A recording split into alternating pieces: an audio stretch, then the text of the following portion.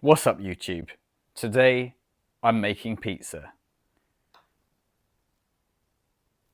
but not just any pizza. I'm trying out Flexible Dieting Lifestyle's pizza recipe because it's high protein and it goes against the grain of what I believe pizza should be.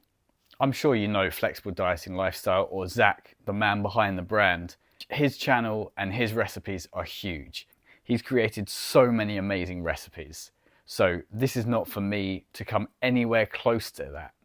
But I'm intrigued by this pizza recipe because if you see my channel, you'll know as a former pizza chef, I believe in real pizza, not pizza that's made with Greek yogurt, egg whites, or cottage cheese in the base.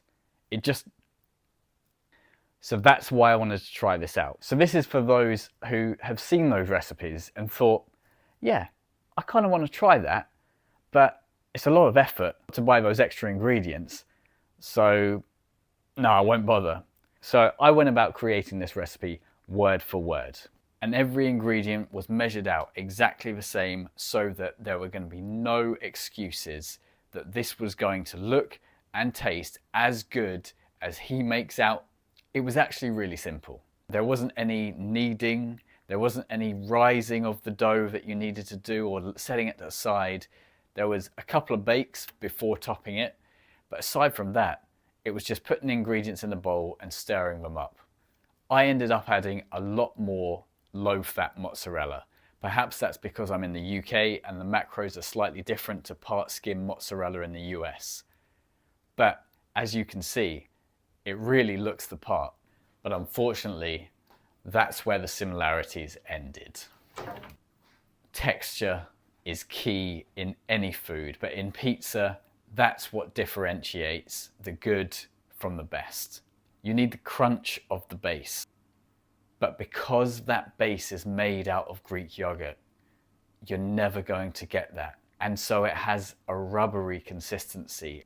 Combine the rubbery consistency of the cheese on top, and you just have one texture. Flavor profile wise, it just about gets away with it. But that texture, you're eating it, you just know that something's wrong. But I completely appreciate that if you're on a macro budget, if you're cutting, need to get more protein into your diet, perhaps you don't eat meat or fish, so can't supplement your protein intake via those options, then this could well be a lifesaver when you're craving something that replicates a pizza. But I want to offer an alternative, one that uses something that is almost like a real pizza base. And that is my trusty Greek flatbreads. Bear with me, because I'm going to use these to make 1.5 pizzas. Now, why 1.5? Because I'm going to work to the macros that Zach from Flexible Dieting Lifestyle set out with the small pizza recipe he has made. Fortunately, there's a lot of protein in one of these already. I believe that will give anyone who is craving a real pizza but perhaps can't afford the high carbs and fats in that base, this, I think, is the best alternative and a lot better than spending extra money on Greek yogurt and mixing up your own pizza base.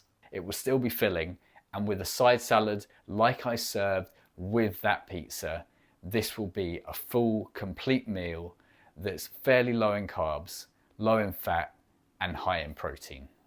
So with your 1.5 flatbreads, top them with 40 grams of passata, add salt, this is essential, oregano is optional. Spread that passata around and then add 80 grams of light mozzarella across the two. Sprinkle with black pepper and basil whilst you preheat your air fryer to 180. Be sure to spray the base with oil, which will help crisp up the base of the pizza or the flatbread. Leave it in there for at least 6 minutes. Now, what's important to note here is that I tried it in both air fryer and the oven. The air fryer was so much better in terms of the texture of the base. It had that crispness, but also because it cooked that passata and the tomato sauce so much better to bring out both the sweetness and the saltiness. So looking at the maths and the macros of this, the Flexible Dieting Lifestyle pizza came in at 44 grams of carbs, 34 grams of protein and 10 grams of fat. The 1.5 flatbreads that took 10 times less preparation time. It was cheaper because there's no Greek yogurt, there's no egg whites, there's no coconut flour. I mean, not everyone has coconut flour. 49 grams of carbs, 28 grams of protein, and 12 grams of fat. So a bit higher on carbs, a bit lower on protein, and a bit higher on fat. But those macros are so close that for the time, the effort, and the money saved, it's so worth it. And you can bolster that protein intake with the side salad, putting some chicken in there, or you can put the chicken or some ham on top of the pizza. It's just a no-brainer. And it tastes so much better. The texture, the flavor, the richness from that tomato sauce when it was air fried, honestly, that was a game changer. The volume of it was as substantial as that of the flexible dieting lifestyle recipe. So that's my recommendation. If you can't fit a real pizza into your diet, that will give you the hit that you want. It will give you the texture, the taste, the flavors, and the satisfaction whilst you stay on track with your macros.